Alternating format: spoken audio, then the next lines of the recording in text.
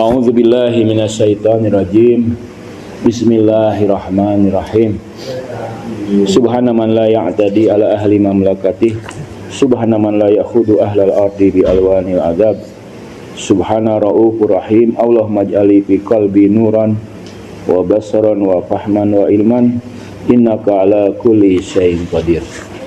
Saya anjurkan kepada para mahasiswa ya, anjurkan ya, berdasarkan pengalaman, bukti-bukti, juga cerita-cerita guru-guru kami, kalian harus memiliki buku Al-Ghazali, Imam Ghazali. Apakah bahasa Arab, apakah bahasa Indonesia, tapi dibaca. Karena karya-karya Imam Ghazali itu bukan karya biasa, ya. Dia menembus. Anda baca berulang-ulang, ya, menembus. Saya dulu gak suka Imam Ghazali. Kenapa? Dia kan nyerang filsafat ya. Ternyata baru saya tahu itu taqiyah. Jadi taqiyah itu bukan hanya di madhab Syiah, di madhab Sunni ada juga taqiyah. Salman siapa? Ammar Yasir kan mengaku pura-pura tidak beriman agar tidak dibunuh. Taqiyah itu. Atau misalnya ada seorang sahabat Nabi, seorang istri sahabat, anaknya meninggal, suaminya datang. Nah, si istri itu taqiyah dengan cara si bapak kan, mana anak saya, mana anak-anak, ada ya kan, padahal sudah meninggal. Ya ada kan bukan berarti hidup kan, ada ya, karena dia baru datang, baru setelah pagi, setelah tenang, baru diceritakan mengapa Imam Ghazali taqiyah menyerang filsafat. Karena di era itu orang-orang tidak suka filsafat. Jadi kalau dia membela filsafat, ya dia tidak punya kesempatan untuk menyampaikan gagasannya, ya. Ikut-ikutan ya. Padahal sebenarnya dia suka filsafat. Dan itu di Ghazali muda kan. Nah, saya anjurkan Anda harus punya kitab Ghazali. Saya punya guru misalnya Pak Jalal. Itu baca kitab Ghazali waktu mahasiswanya. Pak Haidar juga baca kitab Ghazali. Dan saya terpengaruh oleh Imam Ghazali. Luar biasa. Imam Ghazali itu ada periode-periodenya.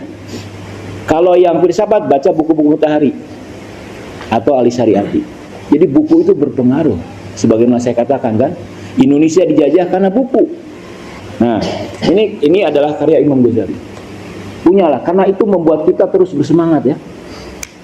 Terus, oh hati-hati lagi. Oh, tujuan saya apa? Oh, belajar dia harus seperti ini. Perhatikan. Wa min adabis shaim. Nih, karena kita mau menghadap Ramadan ya. Di antara adab bagi yang puasa, alla yaksuru naum bin nahar. Jangan banyak tidur di siang hari. Tidur memang juga ibadah ya, tapi jangan banyak ya. Alla yaksuru naum bin nahari, jangan banyak tidur. Wala yaksurul ak bil lail, dan jangan banyak makan di malam hari. Karena biasanya kita balas dendam ya. Lagi puasa lemas, setelah buka lemas juga, ya kan? Lemas lapar, lemas karena kekenyangan. Itu kalau kalian, pengalaman saya, makan karbohidrat, nasi kebanyakan, udah nggak bisa aktivitas lagi malam hari itu. Ya, padahal kita kan aktivitas kita malam hari, karena siang hari kan lemas, capek, letih. Jadi jangan banyak-banyak. Orang tahu orang Jepang makannya segini nih. Orang Jepang tuh makan sedikit dan bisa menahan diri dia.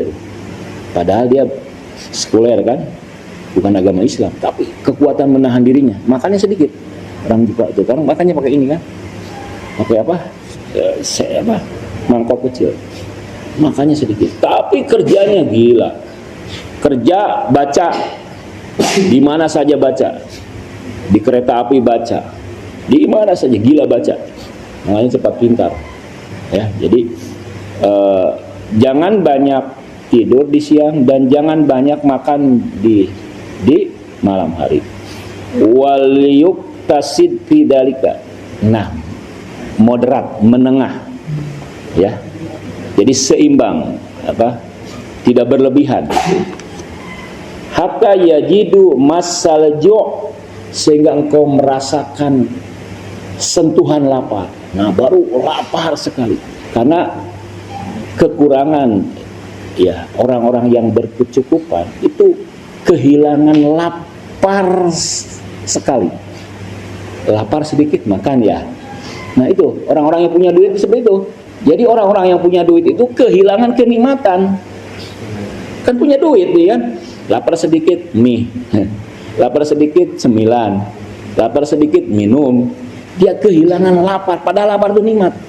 Jadi lapar orang yang berkecukupan, orang yang punya duit itu beda dengan laparnya orang yang seperti kita ya. Bergembira kalian sering lapar ya, gembira itu akan menerangi jiwa kalian. Jadi ingat lagi saya, yang akan memotivasi buku Imam Ghazali, baca. Lebih-lebih yang bahasa Arab, Ihya Ulumuddin ya. Fotokopi mati-matian harus punya itu. Kalau yang filsafat, selain itu baca buku Mutahari atau Ali Syariati. Mutahari itu kan kemarin diceritakan oleh profesor ya, siapa dari KTIK ya. Itu bukan buku biasa itu. Kita ketika membaca itu seperti berfilsafat. Jadi memang ada buku-buku yang menggerakkan, buku-buku yang merubah. Itu karya-karya ulama kita yang hebat. Buku-buku yang motivasi yang sekarang-sekarang ini banyak laku, kalah sama Imam Ghazali, kalah sama Mutahari, kalah sama Ali Syariati. Dan yang lain, banyak lagi yang lain sebetulnya ya. Cuma karena tingginya, perlu kalian belajar dulu, perlu kalian selesaikan S1 dulu. Kemudian apa? Fatatahadzab nafsahu, didiklah jiwa kita ini ya. Training. Saya baca orang-orang yang sukses di dalam bisnis itu orang yang banyak mengikuti pelatihan. Nanti misalnya kalau Anda punya cita-cita ingin berbisnis, pengusaha, pertama banyak latihan, ikut pelatihan. Karena saya baca rata-rata mereka saya di Indonesia ya, ikut pelatihan ini, ikut pelatihan, ada yang berbayar, ada yang berbayar ya. Jadi setelah, kalau Anda selain menjadi akademi, selain jadi dosen, ingin juga menjadi pengusaha, ingin juga menjadi ahli IT, ikut pelatihan. Sekarang pelatihan itu murah-murah, 50.000, 100.000 ya. Keluarkan investasi Anda, keluarkan uang Anda, karena itu berharga. Nah ini apalagi ini pelatihan apa? Puasa itu pelatihan. Watad'ub sahwatu, sahwat menjadi melemah. Wa yastaniru qalbahu. Nah, qalba itu akan bercahaya. Kalbu kita akan bercahaya, akan bersinar. Wa dzalika sirrus saum wa maqsuduhu. Itulah rahasia saum. Saum itu untuk mencerahkan kalbu kita. Karena mengapa ibadah yang paling afdol di dalam puasa membaca, belajar, intelektual, akademisi, baca siang hari baca, malam hari baca. Nah saya anjurkan subuh itu menurut saya waktu yang ketika otak sedang alfa-alfanya, press, gunakan untuk membaca. Jangan main game. Main game itu ketika sudah capek membaca ya, baru sedikit-sedikit main game, nggak apa-apa. Tapi pagi ini, energi kan, aura. Ini kamar ini saya lihat auranya kok agak gelap ya. Mana nih kamar yang penghuni kamar itu mana? Gak ada lagi. Selain gelap, bau, sesak. Ya, apalagi ya? Saya akan bawa asrama putri ke sini. Ya, baru malu ya. Mungkin baru berubah ya. Para putri 2-3 orang saya akan bawa ke sini suatu hari ya. Kalau mereka mau, apakah mereka mau gak memasuki kamar itu? Karena kalau sama perempuan pasti berubah ya. Motivator terbesar itu perempuan kan. Saya ini kalau istri saya sudah ngomel, wah sudah saya taat ya. Di perempuan tuh powernya gede ya. Mungkin saya bawa ya, langsung berubah. Atau saya fotoin ya, videoin ya. Nah kemudian katanya waliyujanib as-shaim rifahyah. Nah, hendaklah seorang berpuasa itu meninggalkan senang-senang, rifahyah. Bulan Ramadan ini tinggalkanlah senang-senang. Apa yang menurut Anda senang, menyenangkan mata, menyenangkan telinga, kurangi ya. Wal iksar, dan memperbanyak mintana wulis sahawat, sekali lagi sahawat ya, melakukan hal wasting of time lah. Terlalu senang-senang jangan. Seorang alim itu jangan terlalu bersenang-senang, karena ada air mata orang-orang miskin yang menunggu Anda ya. Anda itu calon pemimpin, nanti Prabowo itu akan nangis kalau melihat Anda ya.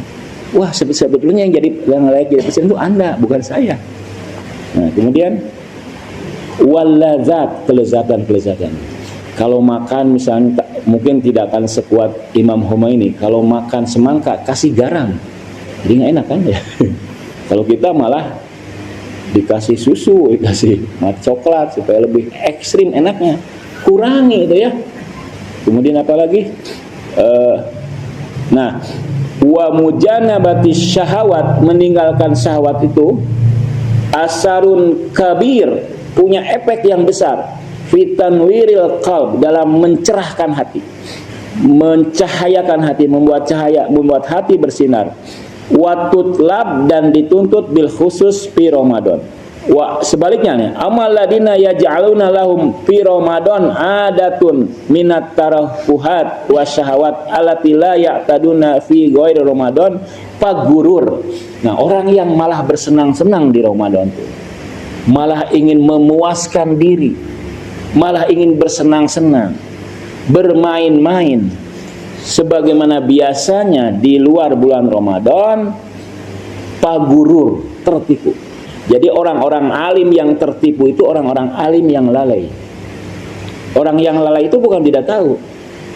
Dan kebanyakan orang yang melakukan dosa itu lalai, bukan tidak tahu, karena lalai. Pagururun garra syaiton, setan telah menipu kita. Hasadan, karena setan hasud lahum, hatta la yajiduna barokat saumahum, sehingga saumnya itu tidak punya barokah. Ya, saum kayak diet aja. Dengan saum Ramadan Anda semakin sehat, tapi barokah hilang. Anda semakin segar, tapi hampa. Anda menjadi sehat, tapi tidak punya ilmu, tidak punya barokah Ramadan. Ya. Wala tadhar alaihim asaruhu minal anwar wal mukasyafat, sehingga tidak muncul asarnya, efeknya dari cahaya wal mukasyafat, penyingkapan. Jadi Ramadan itu dalam sebulan, kalau menurut Imam Ghazali, kalau kita serius, sungguh-sungguh, bisa kita akan mendapatkan pengalaman spiritual luar biasa ya, pengalaman spiritual, mukasyafat, wal khusu, kehusuan. Khusu ini sulit diterima oleh orang modern ini. Orang modern tidak pernah khusu karena multitasking ya, ini sibuk ini, dia tidak, sulit khusu, sulit konsentrasi. Nah, itulah ya. Jadi yang saya ingatkan, segera Anda punya kitab Ghazali, fotokopi atau beli, simpan selalu bersama Anda. Selain Al-Quran dan hadis, itu kitab itu luar biasa. Atau Mutahari atau Al-Syariat.